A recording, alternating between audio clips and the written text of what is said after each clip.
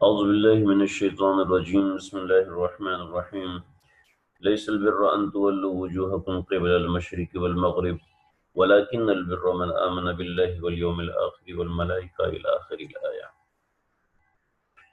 آج کا ہمارا یہ ترجمہ قرآن کا درس آیت نمبر 177 سے شروع ہو رہا ہے، سورہ بقرہ ہے، اور بہت زبردست مضمون شروع ہو رہا ہے ابواب البر کے نام سے۔ ابواب البر کا مطلب ہے نیکی کے چیپٹرز، یعنی مختلف قسم کی نیکیاں اللہ رب العزت نے یہاں پر نمبر وار بیان فرمائی ہیں۔ کون کون سی نیکیاں، ان کا کیا کیا صلہ ہے، ان کے کیا کیا معاملات ہیں، ان کی کیا کیا ضرورت ہے، ان سب کو اللہ رب العزت نے الگ الگ کر کے ذکر فرمایا۔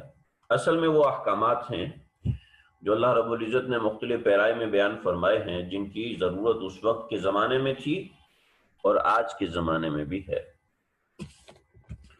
تو ان کو ابواب البر کا نام دیا ہے۔ یہ 24 ابواب البر ہیں، ہم انشاءاللہ ان کو نمبر وار پڑھیں گے، اور یہ جا کے یہ دوسرے پارے میں شروع ہو رہے ہیں اور تیسرے پارے میں جا کے یہ مکمل ہوں گے۔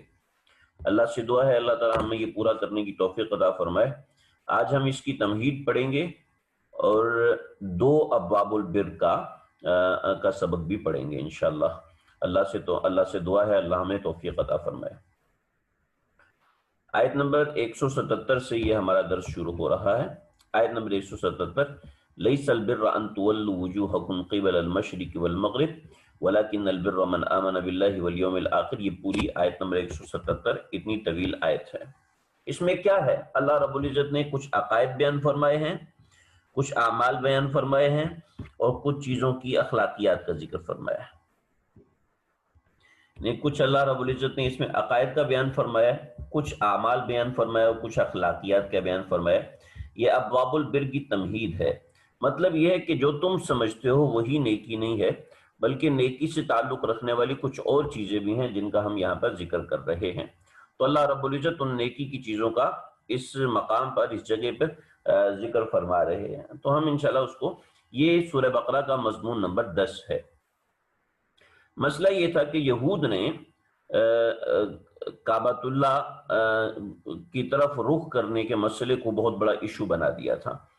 یعنی یہود نے بیت المقدس سے جب آپ صلی اللہ علیہ وسلم نے رخ پھیر کر کعبۃ اللہ کی طرف کیا تو انہوں نے اس مسئلے کو اتنا زیادہ اچھالا کہ اللہ رب العزت نے اس کے اوپر سے حاصل بحث فرمائی، یعنی تفصیل سے بحث فرمائی، بات فرمائی، اور بات فرمانے کے بعد اللہ رب العزت نے یہاں اس مضمون کو چھوڑ کر ایک دوسری بات کرنے کا ذکر فرمایا کہ دیکھو مشرق اور مغرب کی طرف رخ کرنا یہ کوئی صرف ایک یہی نیکی نہیں ہے، بلکہ کچھ اور نیکیاں بھی ہیں جن کو تم لوگ نہیں کرتے ہو۔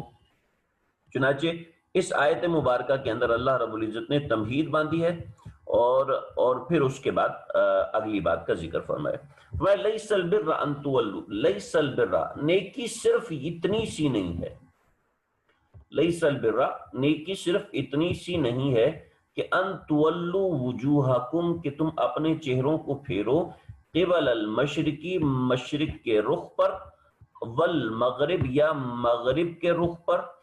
آپ یہ صرف اتنی سی نیکی نہیں ہوتی، بلکہ ولکن البر، لیکن جو نیکی ہے وہ کیا ہے؟ اس میں سب سے پہلے عقائد ہیں۔ من آمن باللہ والیوم الآخر والملائکۃ والکتاب والنبیین۔ اس کا ترجمہ آپ لوگوں کو آ گیا ہوگا کہ جو ایمان لائے اللہ پر اور آخرت کے دن پر اور ملائکہ پر اور کتابوں پر اور تمام انبیاء پر۔ تو یہ عقائد کا بیان ہو گیا، تفصیل میں ذکر کر چکا ہوں۔ وآت المال علی حبہ ذوی القربى والیتامى والمساکین وابن السبیل والسائلین وفی الرقاب۔ اور کچھ اعمال بتائے کہ مال دینا یہ بھی نیکی ہے جناب، بخیل بن کے رہنا یہ کوئی عقل مندی نہیں ہے۔ وآت المال علی حبہ، جس کو پسند کرتا ہے، کس کو؟ ذوی القربى، عزیز و رشتہ داروں میں سے۔ وآت المال، اور مال کو دینا، اور مال کو دینا علی حبہ، اللہ کی محبت میں، میں نے غلط کیا، علی حبہ، اللہ کی محبت میں، سمجھ رہے؟ وآت المال علی حبہ، ہی ضمیر میں نے ذوی القربى کی طرف لوٹا دی، ہی ضمیر ذوی القربى کی طرف نہیں لوٹ رہی، بلکہ ہی ضمیر اللہ کی طرف لوٹ رہی ہے، ٹھیک ہے۔ وآت المال، یہ آپ کو معنی سمجھ میں آ جائے گا، ہی ضمیر کہاں لوٹ رہی ہے، یہ کچھ ٹرمینالوجیز ہیں، انشاءاللہ آپ کو وقت کے ساتھ ساتھ سمجھ میں آ جائیں گی، میں کسی موقع پر اس کو ذکر بھی کر دوں گا، لیکن انشاءاللہ آہستہ آہستہ سمجھ میں آ جائیں گی چیزیں، اس سے گھبرانا نہیں۔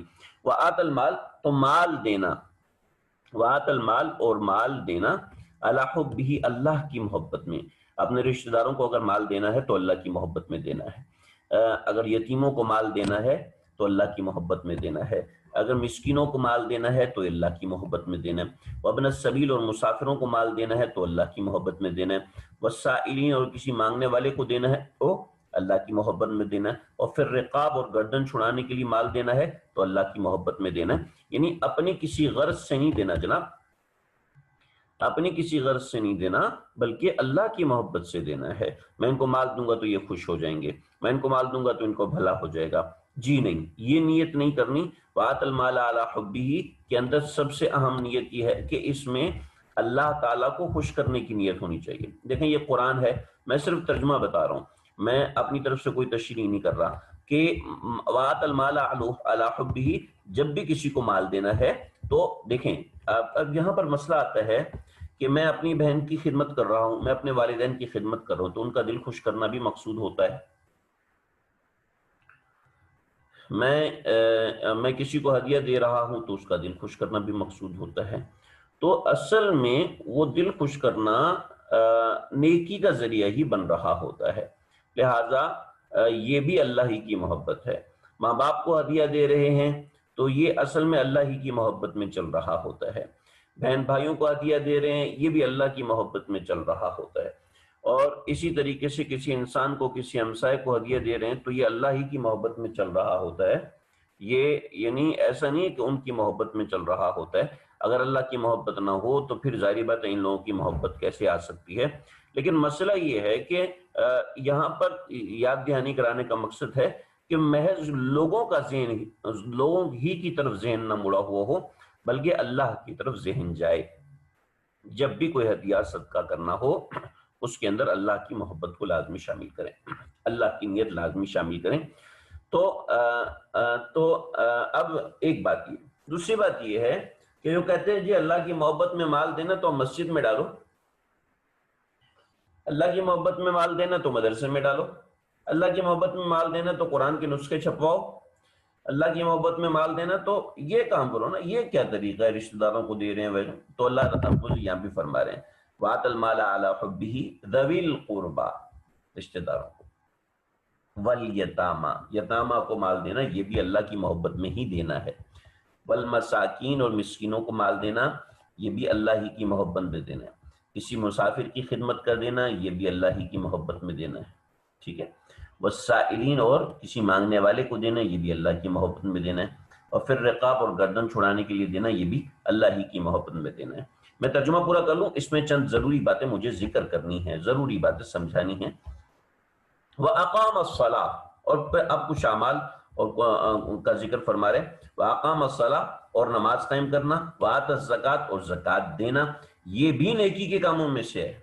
آپ لوگوں نے بس یہ سمجھ لیا ہے کہ کعبۃ اللہ کی طرف رخ پھیرنا، بیت المقدس کی طرف رخ پھیرنا نیکی کا کام ہے، نہ بلکہ یہ بھی ایک نیکی کا کام ہے۔ والموفون بعہدہم، اور اپنے عہد کو پورا کرنا، والایفا یوفی، موفون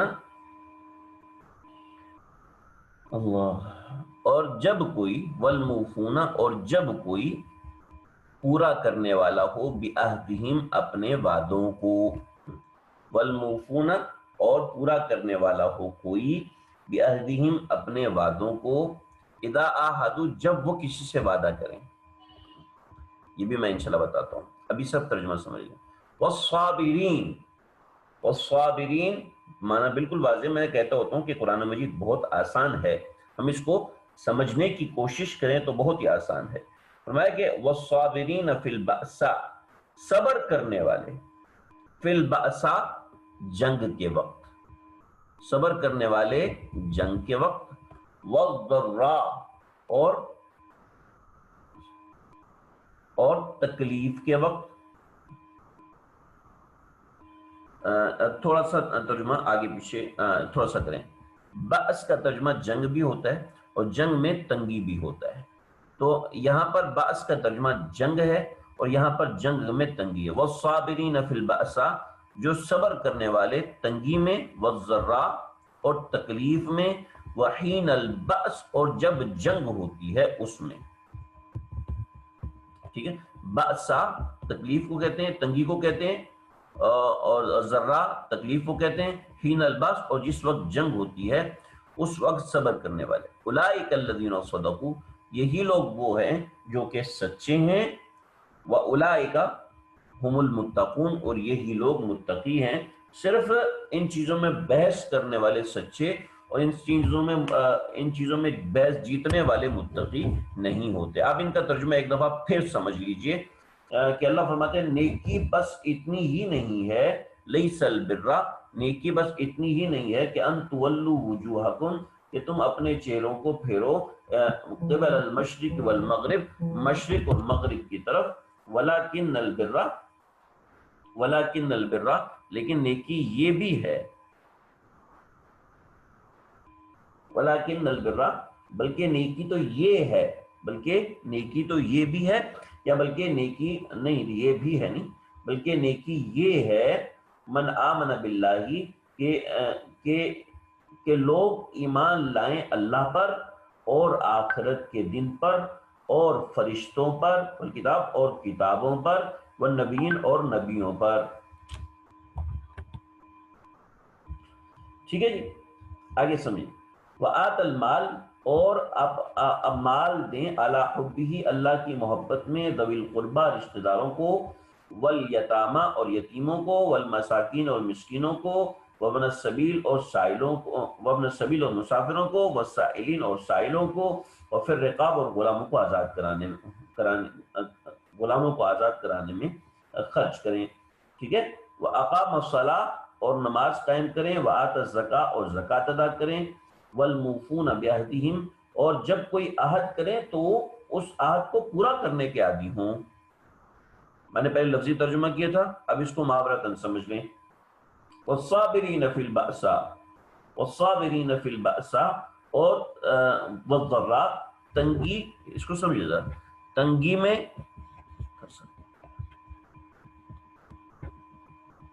والصابرین فی البأساء والضراء، تنگی، تکلیف اور تنگی میں صبر کرنے والے، وحین البأس، وحین البأس اور جنگ کے وقت میں صبر و استقلال کے خوگر ہوں۔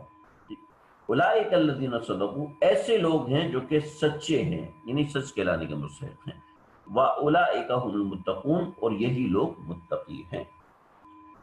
میں نے ایک دفعہ لفظی ترجمہ کر دیا اور ایک دفعہ با محاورہ ترجمہ آپ حضرات کے سامنے پیش کر دیا، اس کو سن کے سمجھ لیجئے گا، انشاءاللہ اس میں کافی ساری چیزیں آپ کو سمجھ میں آ جائیں گی۔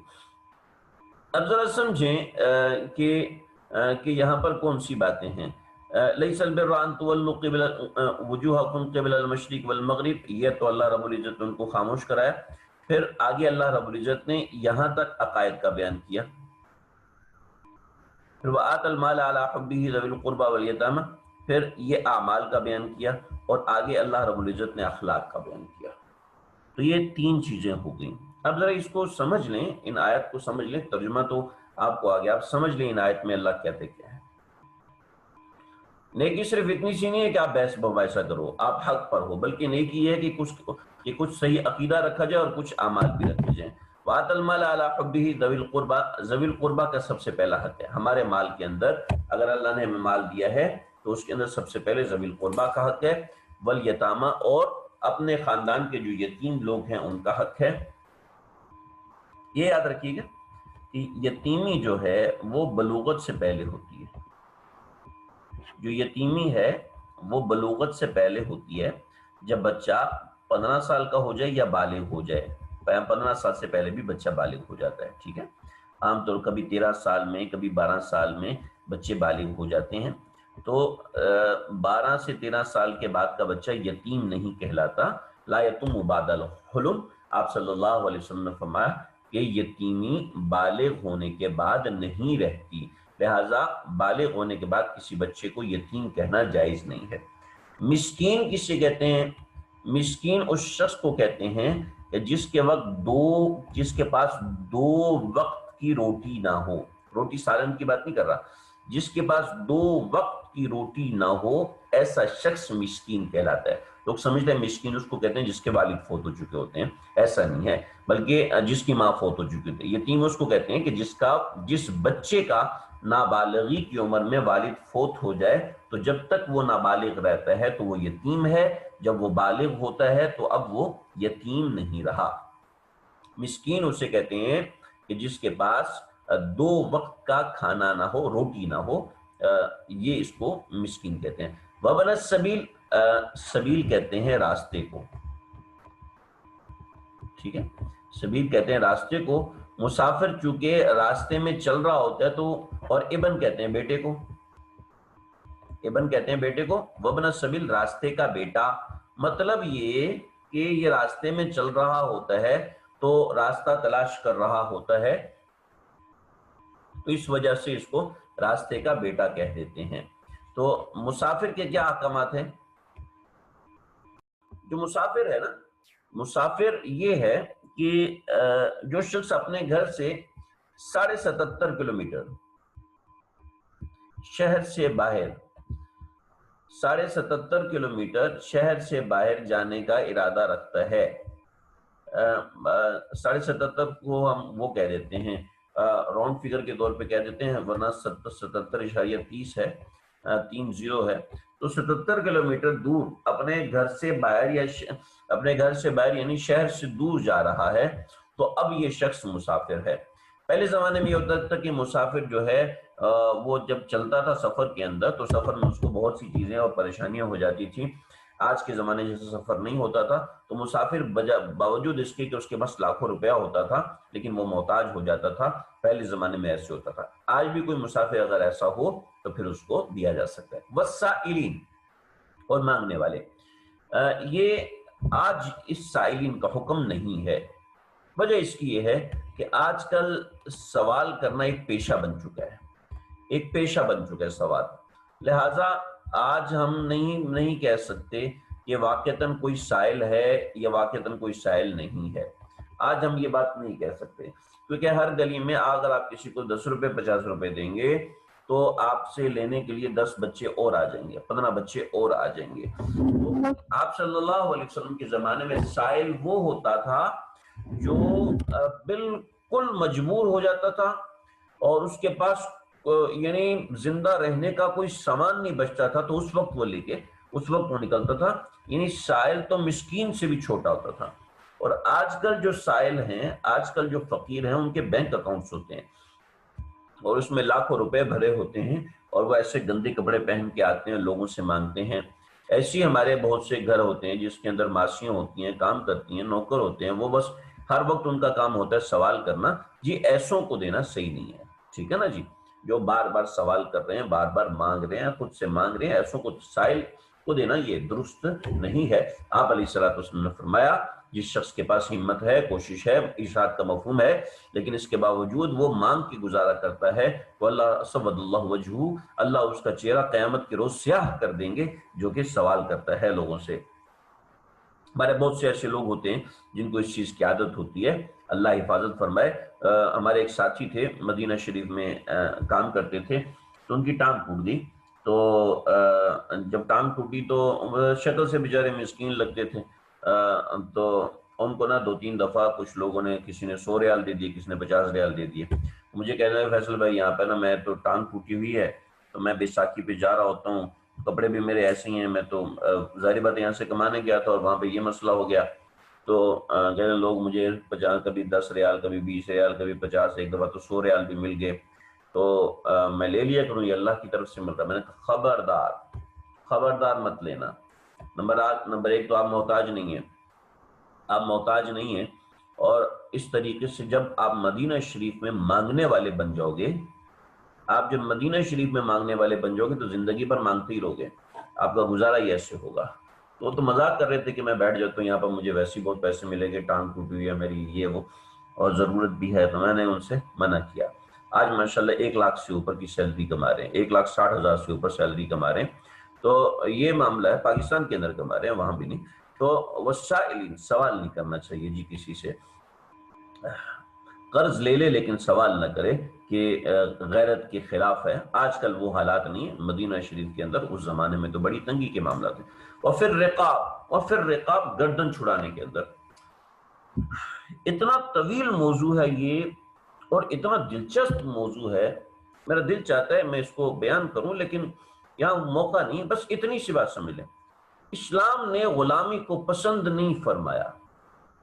پہلے جو غلامی ہوتی تھی، لوگ غلام بنتے تھے، اس کا ایک بڑا زبردست قانون بنایا اسلام نے، اس کے اندر ایسی چیزیں تھی۔ پھر اس میں غلام آزاد کروانے کی ترغیب دی۔ بہت سے لوگوں کو پتہ ہی نہیں ہو کہ غلام ہوتا کیسے بنتے۔ میرے جو درس قرآن ہوتے ہیں میں نے اس کے اندر بڑی تفصیل بتائی ہے کہ غلامی کا کیا قصہ تھا اور غلامی کے کیا معاملات تھے، ہمارے علماء نے اس پہ کتابیں لکھی ہیں، تو یہاں خیر موقع نہیں ہے۔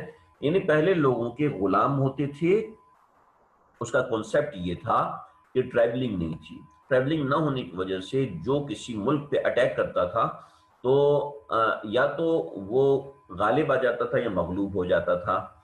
تو اب جب وہ کوئی شخص غالب آ جاتا تھا، میرے پاس آسان لفظ نہیں ہے غالب کا، آپ سمجھ لیجئے گا، جو غالب آ جاتا تھا وہ ملک والوں کو اپنا غلام بنا لیتا تھا، یا جو مغلوب ہو جاتے، جو دشمن پہ قبضہ کر لیتے تھے، تو فوجیں تو بھاگ کے جا نہیں سکتی تھی، اس زمانے میں اتنی دور دور سفر تو نہیں کر سکتے تھے، تو ان لوگوں کو پکڑ لیتے تھے، اور پکڑ کے اب ان سب کو جیل میں بند کرنا کتنا مشکل ہے، تو ایسا کرتے تھے کہ لوگوں میں تقسیم کر دیتے تھے، اور تقسیم کرنے کے بعد یہ ان کی ذمہ داری ہو جاتے تھے، وہ غلام ان کے غلام کہلاتے تھے، ان کو کھانا وغیرہ بنا کے دیتے تھے، سامان لا کے دیتے تھے، ان کے نام سے تجارت کرتے تھے، تو یہ ان کی ایک زندگی بن جاتی تھی۔ یہ بڑی زبردست موضوع ہے، کسی موقع پہ ذکر کروں گا آگے۔ وَأَقَامَ الصَّلَاةَ وَآتَى الزَّكَاةَ وَالْمُوفُونَ بِعَهْدِهِمْ إِذَا عَاهَدُوا وَالْمُوفُونَ بِعَهْدِهِمْ إِذَا عَاهَدُوا۔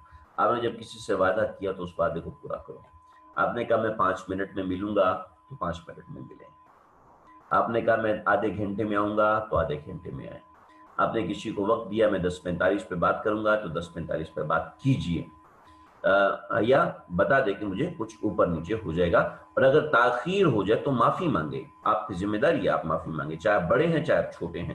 وَالْمُوفُونَ بِعَهْدِهِمْ إِذَا عَاهَدُوا، یہ مومنین کی نشانی ہے کہ نیکی کے کاموں میں سے ایک کام ہے کہ آپ نے جو وعدہ کیا اس وعدے کو آپ پورا کریں، آپ کی ذمہ داری ہے، آپ کی رسپانسبلٹی ہے کہ آپ اس وعدے کو پورا کریں جو وعدہ آپ نے کسی کے ساتھ کیا ہے۔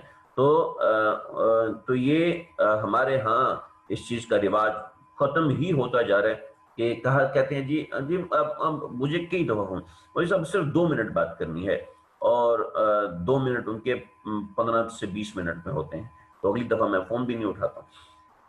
ابھی میں معافی چاہتا ہوں، آپ 2 منٹ کہہ کے آپ 15-20 منٹ بات کرتے ہیں، بس میں نے ایک 5 منٹ کی بات کرنی ہے، اور جناب وہ بات چلتی ہے 20 منٹ کی، تو یہ مسلمان کی زبان کے وعدے کے خلاف ہے کہ وَالْمُوفُونَ بِعَهْدِهِمْ إِذَا عَاهَدُوا، جب آپ وعدہ کیجئے، جب آپ کسی بات کو زبان سے نکالیں تو اس کو پورا بھی کریں، اور اس کے یہ معاملہ یہ ہے کہ آپ کوئی بات کریں تو سوچ سمجھ کے کریں تاکہ آپ اس کو نبھا بھی سکیں۔ ہمارے ایک ساتھی میرے سے سفر میں تھے تو کہنے لگے کہ بھائی میں تمہیں آدھے گھنٹے میں بتاتا ہوں۔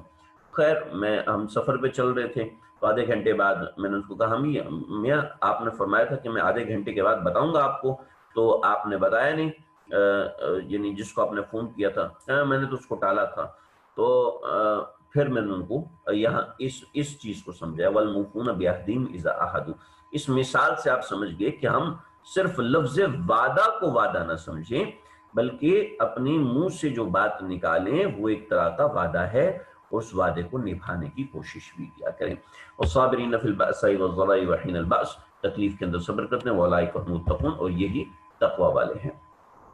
تو یہ ابواب البر ہمارے شروع ہو گئے، یہ اس کی تمہید تھی کہ صرف نیکی وہ نہیں ہے جو تم سوچتے ہو، بلکہ نیکی اس کے علاوہ بھی کچھ چیزیں ہو سکتی ہیں جیسے کہ اللہ رب العزت نے بیان فرمائی۔ اب ابواب البر اللہ رب العزت شروع فرما رہے ہیں، یعنی نیکی کے چیپٹرز، مختلف احکامات اللہ رب العزت اس میں ذکر فرما رہے ہیں، اور اس کے اندر یہ ایک حکم، یا ایھا الذین آمنوا کتب علیکم القصاص فی القتلى الحر بالحر والعبد بالعبد والانثى بالانثى فمن عفی له من اخیہ شیء فاتباع بالمعروف واداء الیہ باحسان ذلک تخفیف من ربکم ورحمہ فمن اعتدی بعد ذلک فلہ عذاب علیم۔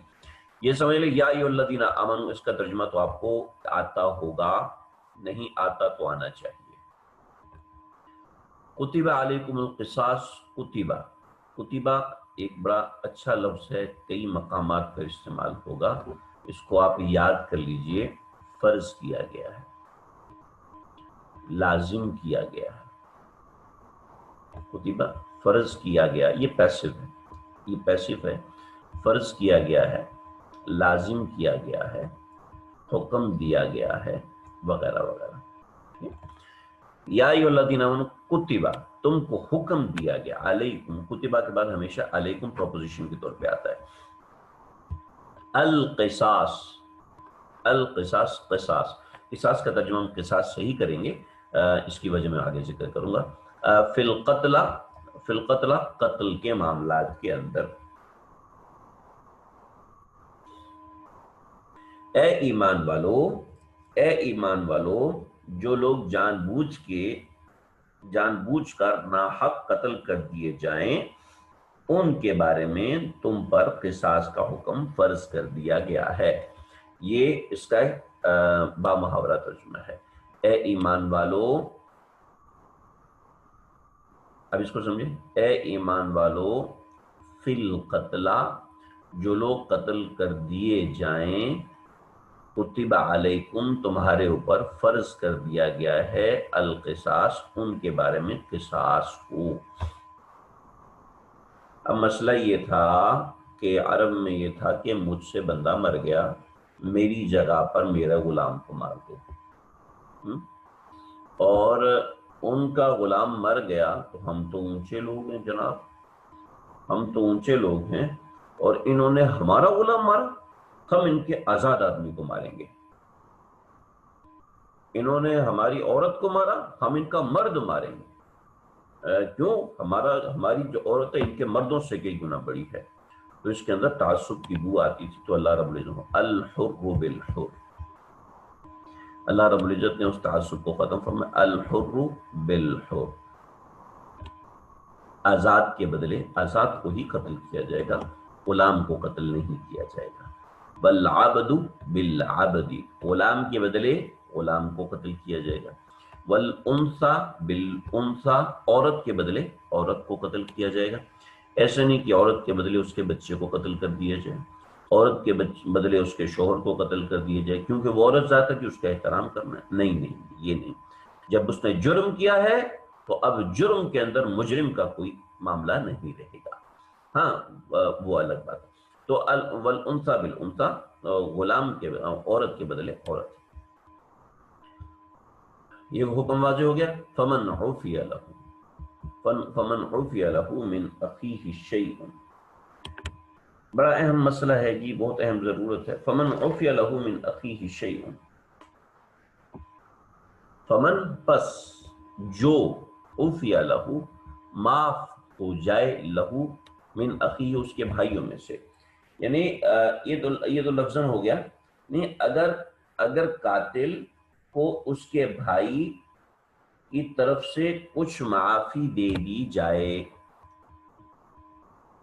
فمن عفیہ، فمن سے مطلب قاتل کو، بس پھر اگر قاتل کو عفیہ، معافی دے دی جائے، من اخی، اس کے بھائی کی طرف سے، بھائی سے مراد ان کے خاندان کا کوئی بھی فرد، یعنی جو اس کے وراثت میں شریک ہیں ان میں سے کوئی بھی ہو، اگر کسی کو معافی دے دی جائے، شیئن، کوئی ایک بندہ بھی معافی دے تو فاتباع بالمعروف، فاتباع بالمعروف، تو معروف طریقے کے مطابق چلیں گے، فاتباع، تو چلیں گے، فاتباع یعنی اس معافی کے پیروی میں چلیں گے، بالمعروف، معروف طریقے سے، یعنی اس زمانے میں جو معروف طریقہ ہوگا، یعنی معافی کے عوض میں 100 اونٹ ملیں گے، معافی کے عوض میں 1 کروڑ ملے گا، معافی کے عوض میں 20 لاکھ ملیں گے، کیا ملے گا، ٹھیک ہے۔ وَأَدَاءٌ إِلَيْهِ بِإِحْسَانٍ، اور وَأَدَاءٌ، اور جو بات طے ہوگی اس کو ادا کرنا، الیہ، جس بھائی نے معاف کیا ہے، جس خاندان نے معاف کیا ہے، اس کو ادا کرنا، بِإِحْسَان، اچھے طریقے سے، یعنی اس نے ایک تو معاف بھی کر دیا، اوپر سے آپ پیسے بھی پورے نہیں دے رہے۔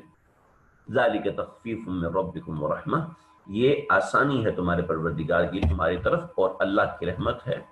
فمن اعتدی بعد ذالک، جو اس کے بعد بھی اعتدا کرے یعنی حد سے آگے نکلے، فلہ عذاب علیم، تو اس کے لیے دردناک عذاب ہے۔ بہت مغلق آیت ہے، بہت ہی ضرورت ہے اس کو سمجھانے کی، سمجھنے کی۔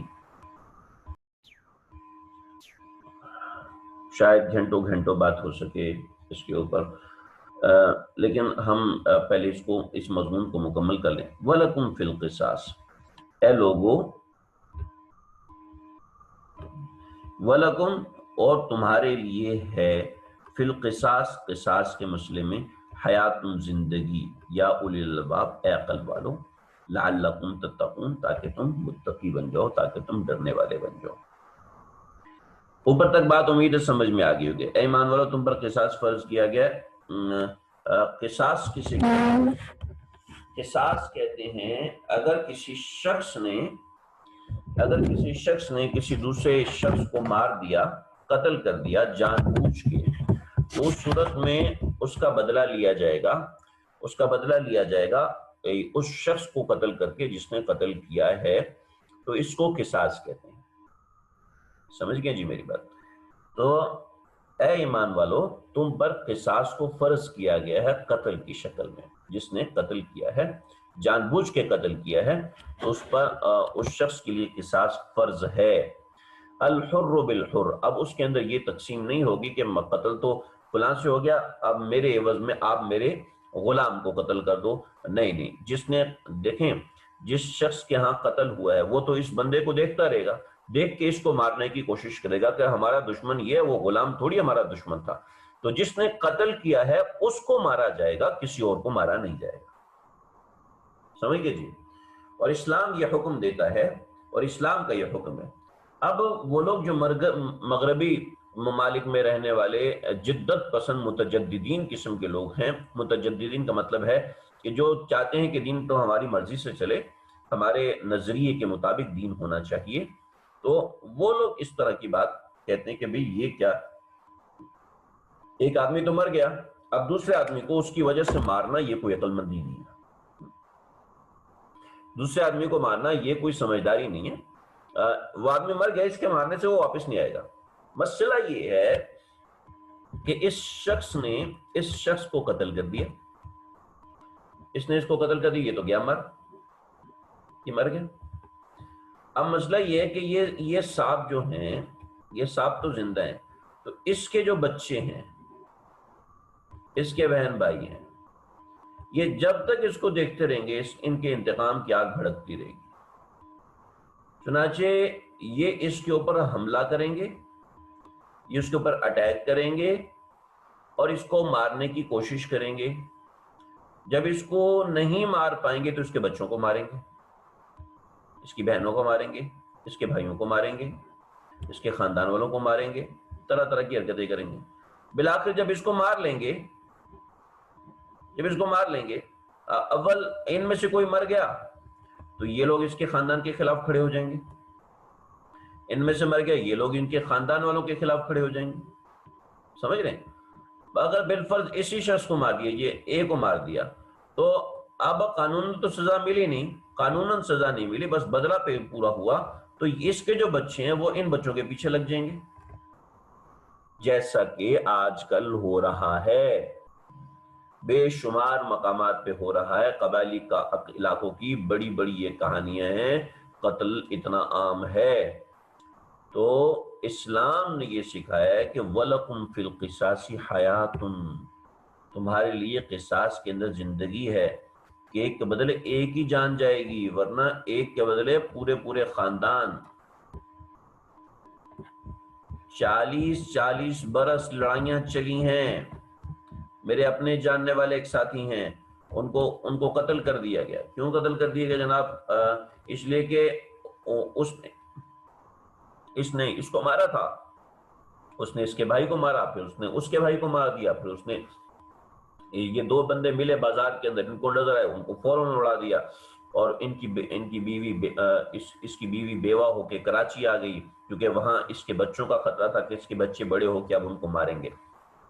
برس 40 برس تک لڑائیاں چلتی ہیں، اس کے بعد جا کے صلح ہوتی ہے، کہنے کہ وَلَكُمْ فِي الْقِصَاصِ حَيَاةٌ۔ لیکن اتنے خوبصورت تعلیمات اسلام کے علاوہ کسی مذہب کی نہیں ہو سکتی، اتنی خوبصورت تعلیمات اسلام کے علاوہ کسی مذہب کی نہیں ہو سکتی۔ فرمایا فَمَنْ عُفِيَ لَهُ مِنْ أَخِيهِ۔ بھئی یہ درس ختم ہو جائے گا تو ہم دوبارہ اس کو شروع کریں گے تاکہ آج کا سبق ہم مکمل کریں۔ تو آپ اسی لنک کو جوائن کر لیجئے گا جس لنک سے آپ لوگوں نے ابھی جوائن کیا ہے، اس کو دوبارہ جوائن کر لیجئے گا۔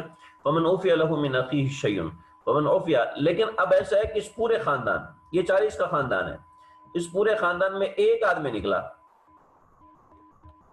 کیا کہتا ہے؟ کہتا ہے جی میں معاف کرتا ہوں۔ تو اب قصاص ختم ہو گیا، اب قصاص ختم ہو گیا۔ فَمَنْ عُفِيَ لَهُ مِنْ أَخِيهِ شَيْءٌ فَاتِّبَاعٌ بِالْمَعْرُوفِ، اب اچھے طریقے سے یہ معاملہ ختم کرو۔ ذَلِكَ تَخْفِيفٌ مِّن رَبِّكُمْ وَرَحْمَةٌ، یہ تمہارے پروردگار کی طرف سے تخفیف ہے اور رحمت ہے۔ فَمَنِ اعْتَدَىٰ بَعْدَ ذَلِكَ، ہاں اب کوئی شخص اس میں اور مزید آگے بڑھے گا، یعنی ایک نے معاف کر دیا، پورا خاندان نہ معاف کرے، اگر ایک نے معاف کر دیا تو اب سب کی طرف سے معافی ہو جائے گی، صلح ہو جائے گی۔ یہ شریعت کا حکم ہے، اور اتنا خوبصورت حکم ہے، اتنا خوبصورت حکم ہے کہ جہاں پر یہ قصے ہوئے ہیں ان خاندانوں میں آپس میں رشتے ہوئے، رشتہ داریاں بنی، اور کئی شادیاں ہوئی، اور نسل ہاں نسل ان کے خاندانوں سے ایسی چلی کہ آپس کی دشمنی تھی پھر ایسی محبت میں تبدیل ہوئی کہ ایک معافی کے بعد سارے معاملات سیٹ ہو گئے۔ تو فَمَنِ اعْتَدَىٰ بَعْدَ ذَلِكَ فَلَهُ عَذَابٌ عَلِيمٌ، اس کے لیے اس کو پھر اللہ نے آخرت کے عذاب سے ڈرائے۔ وَلَكُمْ فِي الْقِصَاصِ حَيَاةٌ، تو تمہارے لیے قصاص کے اندر زندگی ہے۔ اے عقل والو، اگر تم عقل رکھو تو تمہیں سمجھ میں آ جائے۔ چنانچہ آج مغربی قوانین کے اندر جو قاتل ہے، جو مجرم ہے، اس کی پروٹیکشن اتنی زیادہ ہے، پروٹیکشن زیادہ ہونے کی وجہ سے جرم اتنا بڑھ رہا ہے، اتنا بڑھ رہا ہے کہ جس کی کوئی حد نہیں، کہ جرم کو روکنا ناقابل تسخیر ہے کسی مجرم کو پکڑ لینا، اور وہاں کے مجرم ہیرو ہوتے ہیں، مجرم جو ہے وہ ہیرو بنے ہوئے ہوتے ہیں، اس لیے کہ ان کو کوئی پکڑ نہیں سکتا۔ اگر کوئی پکڑ لے گا تو جیل میں بند کر دے گا، جیل میں بند کرنے کے بعد ختم ہو جائے گا، وہاں سزائے موت کا ہے ہی نہیں، حالانکہ سزائے موت قرآن نے، شریعت نے رکھی ہے، اور سزائے موت ہر چیز پر نہیں رکھی جی، بلکہ سزائے موت کے لیے بڑی ترتیب ہے، ایسا نہیں ہے۔ قتل کی قسمیں ہیں، جس نے کسی کو جان بوجھ کر قتل کیا، جس نے کسی کو جان بوجھ کر قتل کیا، جان بوجھتے ہوئے کہ میں نے اس کو چھوڑنا نہیں، میں نے اس کو مارنا ہے، تو جس نے کسی کو جان بوجھ کر قتل کیا ہے وہ قتل عمد ہے۔ آپ لوگ اس کو جوائن کیجئے، ہم اگلے سیشن میں اس کو شروع کرتے ہیں۔ یہ بات واضح کر دوں اور پھر جو وصیت کی بات وہ واضح کروں، تو اس کے بعد ہمارا سبق آج کا مکمل ہو جائے گا۔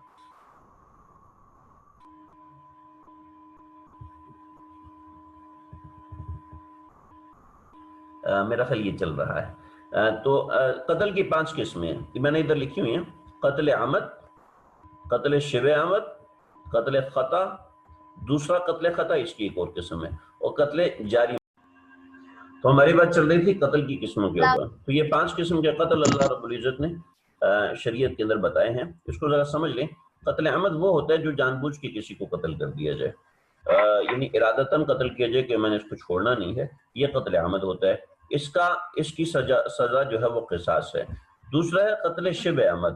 قتل شبہ عمد کا مطلب یہ ہے کہ جو قتل تو نہیں کرنا چاہتا تھا، لیکن ایسا ہوا کہ کسی نے کسی کو مکہ مارا اور وہ مکے سے مر گیا۔ عام طور پہ مکے سے نہیں مرد، اس نے مارنا چاہتا تھا اس کو، لیکن قتل نہیں، بس اس نے کسی کو تھپڑ مارا، تھپڑ سے وہ آدمی مر گیا۔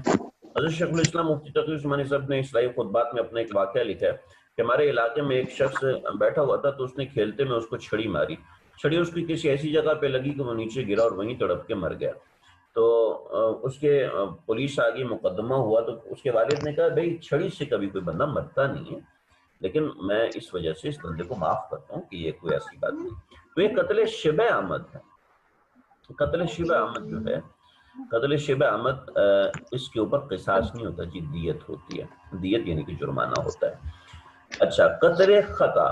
قتل خطا ایک یہ ہوتا ہے کہ ایک آدمی شکار کرنے گیا، مثال دے رہا ہوں، ایک آدمی شکار کرنے گیا اور شکار کرنے کے درمیان کیا ہوا دیکھا کہ ایک ہرن کھڑی ہوئی ہے، اس نے اس کو نشانہ باندھا تو وہ ہرن پتوں میں تھی، پتہ چلا کہ وہاں ہرن نہیں تھی بلکہ کوئی آدمی سو رہا تھا، وہ آدمی کو گولی لگ گئی اور وہ مر گیا، تو یہ قتل خطا ہے۔ تو یہ قتل خطا، اس قتل خطا میں بھی دیت ہوتی ہے، قصاص نہیں ہوتا۔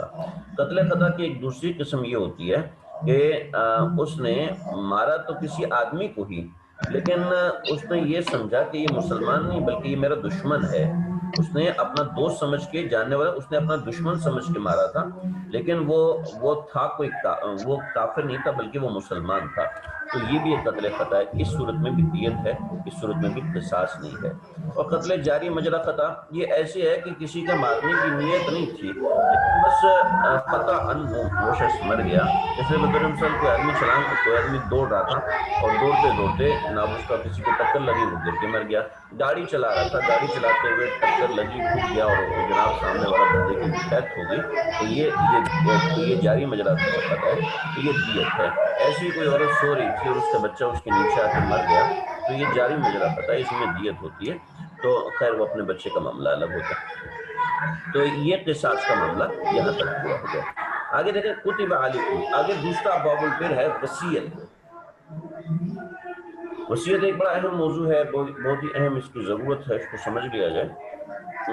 نبی کریم صلی اللہ علیہ وسلم نے فرمایا تمہارا اگر کسی کے ساتھ کوئی مالی معاملہ ہے تو تمہیں چاہیے کہ تمہارے اوپر 2 راتیں ایسی نہ گزریں کہ جس میں تم نے وصیت نہ لکھی ہو، بلکہ تمہارا مالی معاملہ ہے تو تم کو وصیت ضرور لکھنی چاہیے۔ لیکن یہ آیات جو ہے وہ منسوخ ہیں دوسرے وصیت کے حکم کے معاملے میں، یہ منسوخ ہیں یہ آیات، لیکن پہلے حکم تھا کتب علیکم، فرض ہے تمہارے، فرض کیا گیا تمہارے اوپر، ہم نے اوپر پڑھا اذا حضر احدکم الموت، جب تم میں سے کسی کی موت آ جائے، کہ اگر اس نے خیر کہتے ہیں مال کو، قرآن مجید میں بہت سے مقامات پہ خیر کا لفظ مال کے لیے، خیر کا مطلب ہوتا ہے بھلائی، تو لیکن اللہ رب العزت نے بہت سے مقامات پہ خیر کو مال کے لیے استعمال کیا۔ ان طرح کا خیر الوصیہ، کہ مال چھوڑا گیا ہو تو اس کے لیے وصیت کرے۔ وصیت کس کے لیے کرے؟ اپنے والدین کے لیے کرے، اقربین کے لیے یعنی بیوی بچوں کے لیے کرے، بالمعروف صحیح طریقے سے۔ حقا علی المتقین، یہ متقین کی ذمہ لازم ہے۔ اب اس نے تو وصیت کر دی، تو کرنے کے بعد کیا معاملہ ہے؟ فمن بدلہ، بس جس نے اس کو بدلا، بعدما سمعہ، اس وصیت کو سننے کے بعد، پہلے لکھنا نہیں ہوتا تھا، عام طور پر بول کے دی جاتی تھی، فإنما إثم على الذين يبدلون، تو اس کا گناہ اس شخص کے ذمہ ہے جس نے اس کو بدلی کیا، اور وہ شخص یہ یاد رکھے کہ بے شک اللہ تعالیٰ سننے والے ہیں، جاننے والے ہیں۔ ومن خاف من موص جنفا، اب مسئلہ یہ ہے کہ کسی شخص کو موسی کے بارے میں یہ ڈر تھا، کہ اس نے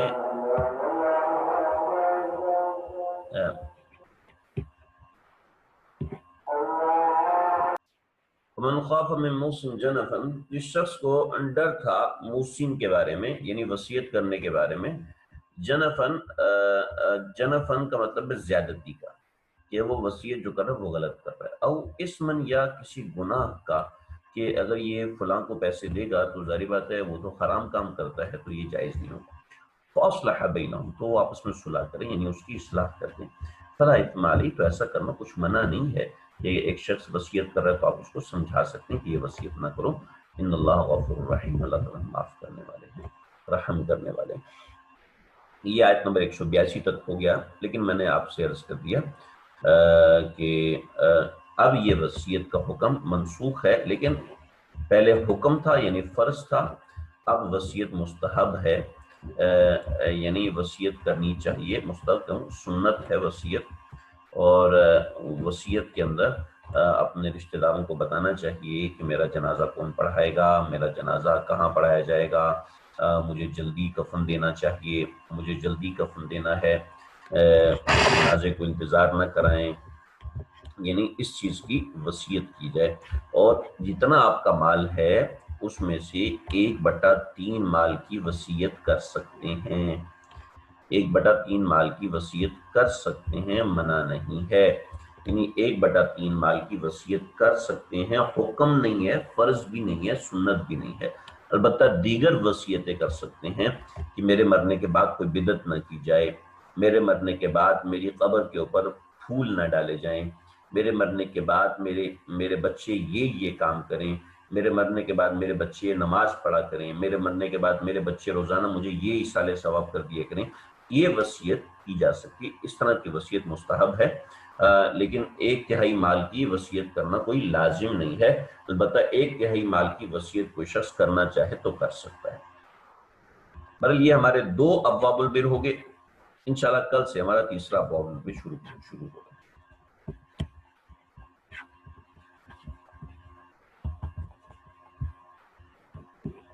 وصلی اللہ تعالی علی خیر خلقہ محمد و آلہ وصحبہ۔